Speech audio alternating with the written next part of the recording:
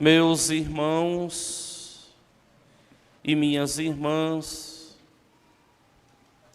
a liturgia da igreja hoje, no 19º domingo do tempo comum, é uma liturgia muito exortativa, que nos convoca, que nos convida a olharmos a nossa caminhada rumo aos céus, a olharmos a nossa caminhada indo todos os dias ao encontro de Deus, nosso Senhor.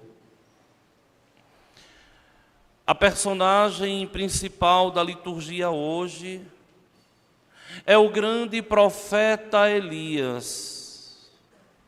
Elias, homem de Deus, suscitado por Deus para evangelizar, para converter o povo de Israel. Elias, um dos grandes nomes do Antigo Testamento, o maior profeta do Antigo Testamento. Tão importante é essa figura de Elias, que as três religiões monoteístas de fé abraâmica cultuam Elias: o judaísmo, o islamismo, o cristianismo.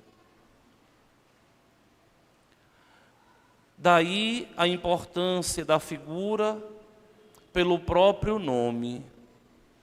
Elias quer dizer o Senhor é Javé, o Senhor é Deus. Elias viveu no século IX a.C. e viveu em um período de uma calmaria muito grande, onde aquele povo, com muita dignidade e muito zelo, era temente a Deus. Mas uma pagã, Jezabel, sobe ao sólio, se torna rainha, esposa de Acabe. E aquele reinado onde Deus ali de verdade habitava nos corações, agora começou a perder espaço para o paganismo. Por quê? Porque a mulher do rei vinha do paganismo e começou a promover ali dentro do reinado o culto aos deuses pagãos, enchendo a terra de Israel de sacerdotes pagãos, mais de 400. E Elias ali toma uma providência, e como profeta de Deus manda matar a fio de espada todos os sacerdotes pagãos. Essa notícia chega até o palácio, e Jezabel, tomada por uma grande fúria, tomada por um ódio, vai mandar irem atrás de Elias e também decapitá-lo, levá-lo também a fio da espada.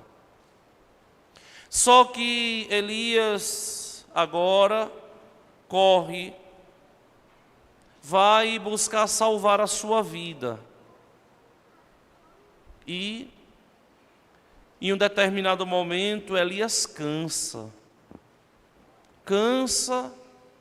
e se dá por vencido, porque meio que diz assim: olha, a minha parte eu já fiz, agora o Senhor faça a parte dele.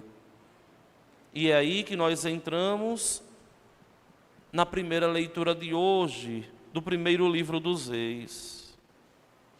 Ele entra deserto adentro, caminha o dia todo, sentou-se finalmente aos pés de um junípero, uma árvore frondosa, e diz: Senhor, basta, tira a minha vida, cansei, estou exausto. É interessante aqui a gente compreender que os homens de Deus também cansam. Aqueles que servem a Deus também cansam. Aqueles que servem ao Senhor o bom Deus, chega um momento que mesmo com as bênçãos dos céus, estão cansados. E Elias está nessa condição. Nós temos que entender que o cansaço é humano, faz parte da vida. E muitas vezes, nós assim nos sentiremos, cansados, exaustos, com a missão, com a nossa própria vida, com as cruzes que carregamos, com as dificuldades que enfrentamos, com os dilemas que buscamos todos os dias resolver e, em meio a eles, sairmos ilesos.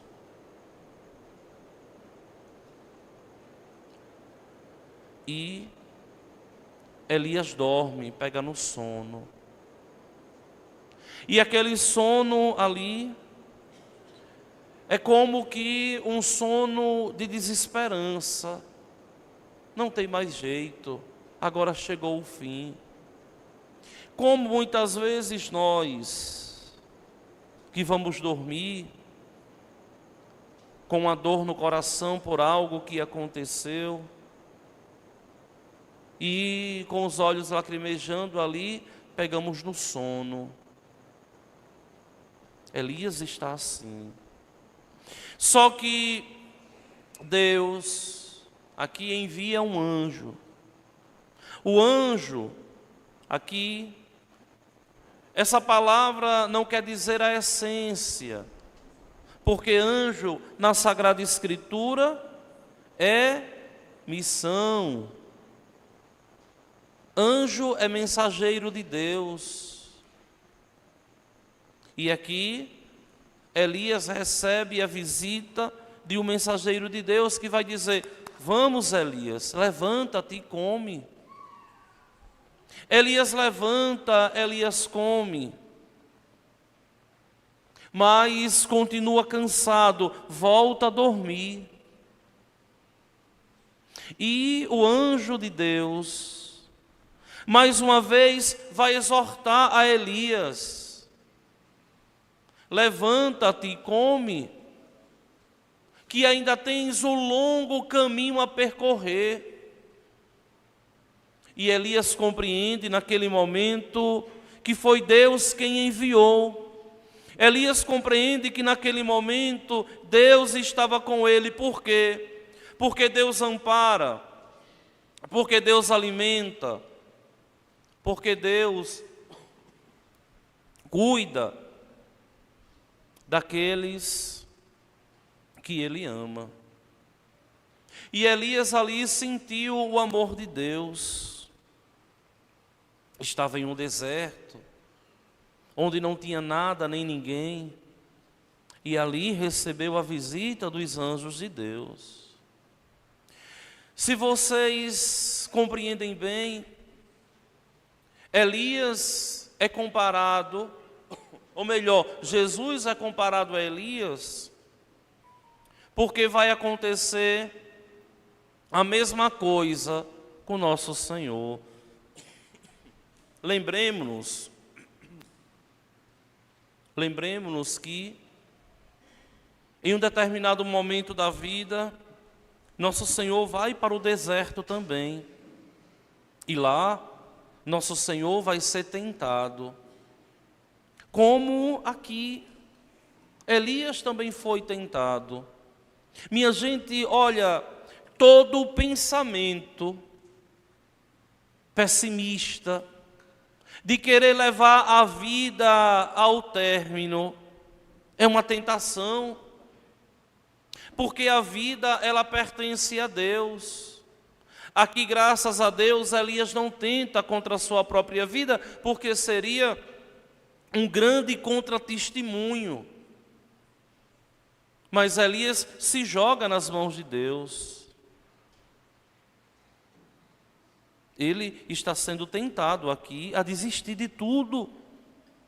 E quantas vezes nós também, abençoados por Deus, porque filhos de Deus nós somos tentados também a tudo abandonar. E depois que nosso Senhor é tentado, que vence as tentações, o anjo aparece. E aqui depois da calmaria, do sono, o anjo aparece. O anjo serve a Jesus no deserto, o anjo serve a Elias no deserto. E joga Elias para frente. Ânimo, Elias, ainda tens um longo caminho a percorrer. Minha gente, vejam bem, Elias, aqui no texto santo, é o nosso espelho. Somos nós, que muitas vezes também cansamos. E assim como Elias, o mensageiro de Deus nos exorta a nos alimentarmos de Deus, nos exorta a nos robustecermos de Deus na Eucaristia. A Santa Eucaristia, o corpo de nosso Senhor imolado, é o augustíssimo alimento que nos robustece, para que tenhamos força, para continuarmos percorrendo esse longo caminho, que nós não sabemos quando ele chegará ao fim, porque essa resposta quem tem é só e unicamente Deus. E é preciso nos robustecer da Eucaristia. E é preciso nos preenchermos da Eucaristia, nos alimentarmos da Eucaristia, para que tenhamos forças, para que tenhamos vigor, para enfrentarmos as vicissitudes da vida. O herói não é aquele que tenta vencer sozinho. O herói é aquele que busca ajuda. Para que possamos vencer, nós devemos buscar ajuda. E a nossa ajuda não pode vir de outra fonte, senão a fonte primeira de tudo, o amor de Deus, nosso Senhor. É em Deus que nós encontramos forças para enfrentarmos as dificuldades da vida. E só Deus nos faz permanecer de pé, só Ele. Só que é necessário que nós tomemos uma santa consciência de que devemos estar em Deus, de que devemos permanecer em Deus, de que devemos nos alimentar de Deus. A única coisa que eu peço a vocês na liturgia de hoje é que vocês descubram o prazer de comungar nosso Senhor, de sentir a força de Deus entrando em nós quando comungamos, para estarmos preparados, para enfrentarmos tudo que o mundo lá fora nos propõe. Muitas vezes também nos impõe. Só que vejam bem, essa caminhada de Elias tem por fim o Monte Horebe, o monte de Deus. Como a nossa caminhada também tem um fim, que é o céu, onde não existe de modo nenhum outro fim para nós senão o céu, que é o lugar de onde nós viemos, e para lá haveremos de voltar. Quando a igreja nos exorta a comungarmos a Eucaristia, a igreja nos exorta a olharmos com muita dignidade as palavras de Jesus no Evangelho de hoje, nesse capítulo 6 de João, onde ele vai fazer 3 afirmações santas e que confirmam para nós que a Eucaristia é Ele mesmo. Eu sou o pão que desceu do céu. Ergo sum, ele está falando dele, essência, verbo esse, ou melhor, verbo esse em latim, verbo ser em língua portuguesa. Eu sou. Ele está falando aqui de essência. Ele é o pão que desceu do céu. Depois, ele faz mais uma afirmação. Eu sou o pão da vida. Olha, o pão do céu é o pão da vida. O pão que desce do céu, o pão descido do céu. E por fim, ele diz: o pão que eu darei é a minha carne dada para a vida do mundo.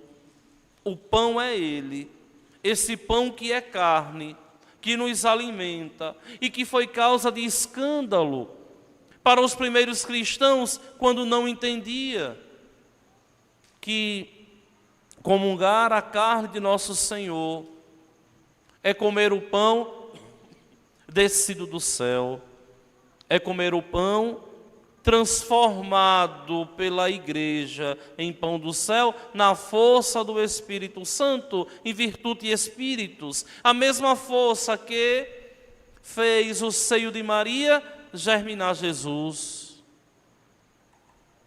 O mesmo Espírito Santo que ressuscitou Jesus.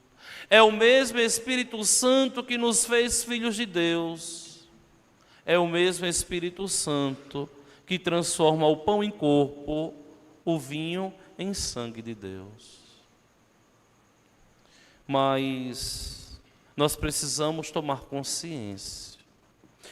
Consciência de que não podemos de modo algum contristar o Espírito Santo. Somos de Deus, viemos de Deus, haveremos de voltar para Deus. E é Paulo quem, olhando os cristãos de Éfeso, vai dizer: não contristeis o Espírito Santo, com o qual Deus os marcou como selo para o dia da libertação. Quem comunga a Eucaristia, quem se alimenta, quem se preenche de Deus nosso Senhor, precisa entender que está ali cultivando valores que vão estar em desarmonia com os desvalores do mundo. Quem vive no Espírito Santo de Deus vai compreender que do seu coração deve brotar coisas boas. Onde Deus, nosso Senhor, vai ali fixar morada. É por isso que Paulo diz assim: olha, toda amargura, irritação, cólera, gritarias, injúrias, tudo isso deve desaparecer do meio de vós, como toda espécie de maldade. Minha gente, quem é de Deus não maquina maldade contra o outro. Quem tem um coração bom não maquina maldade contra o outro. Não olha o outro com olhar de maldade, mas sempre busca olhar a vida com olhar de fé. Mas Paulo vai mais profundamente ainda e diz assim: olha, sede bons uns para com os outros, sede compassivos. O que é isso? Quer dizer que nós devemos, assumindo a nossa condição de cristãos, de verdade sermos pessoas que cultivam o que é bom. Vejam que a bondade é um atributo divino, Só Deus é bom. E a bondade que permeia os nossos corações brota da bondade de Deus. E a bondade que permeia os nossos corações nos vem de Deus. E unicamente de Deus. E só de Deus. Porque só Deus é bom. Só que a bondade de Deus caminha junto com a justiça de Deus. Deus é bom porque é justo. E é justo porque é bom. E é o que muita gente não consegue entender. Principalmente o homem odierno do século 21. Que confunde muitas vezes bondade com pseudas bondades, com falsas bondades. Confundem o ser bom com ser bonzinho. E muitas vezes pensam que quem é bom nunca pode dar um não. Está errado. Quem vive em Deus, que prima pela justiça, em muitos momentos vai dar um não. Porque vai fazer o outro enxergar aquilo que não tem capacidade de enxergar. Porque vai fazer o outro perceber que nem sempre ser bom é dizer sim, minha gente.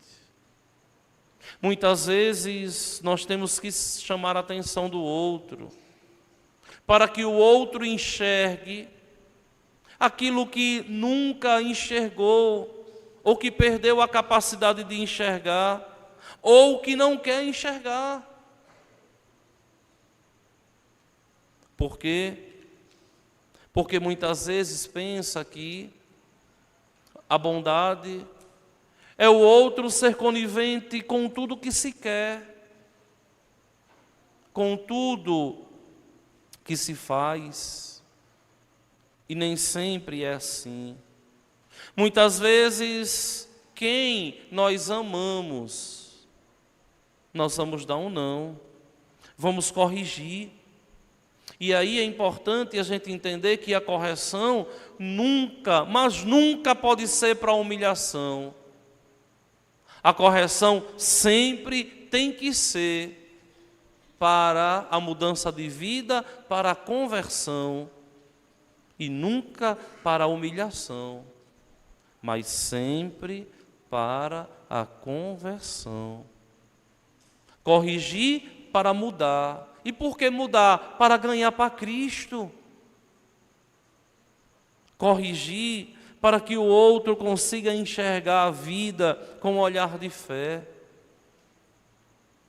Porque vocês vejam bem, muitas pessoas pensam que podem construir a própria vida segundo o seu jeito, segundo o seu critério, onde ela mesma é o fundamento da sua vida, e esquecendo que tudo que é, que tudo que possui, é Deus nosso Senhor quem deu e permitiu. Por quê?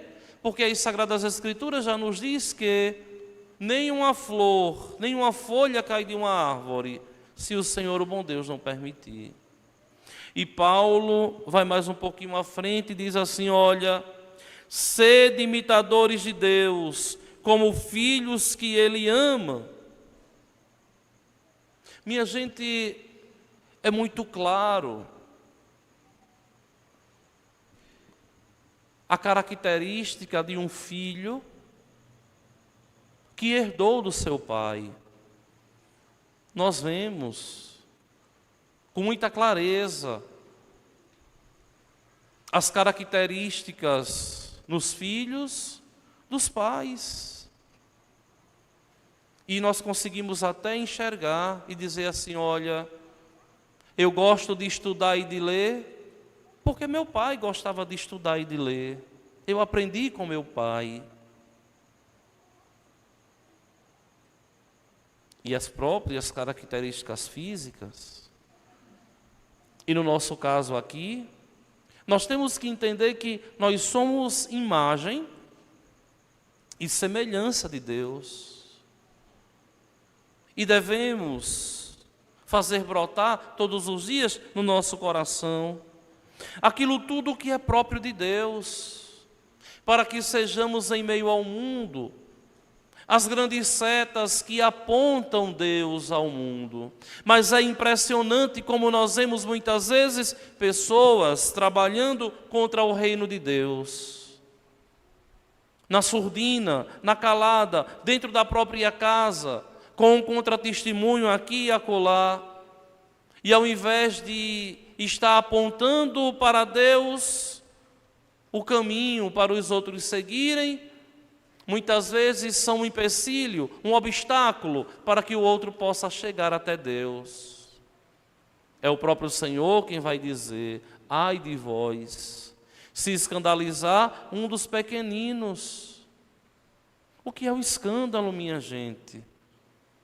Não existe escândalo maior do que a falta de fé daqueles que receberam a fé no batismo.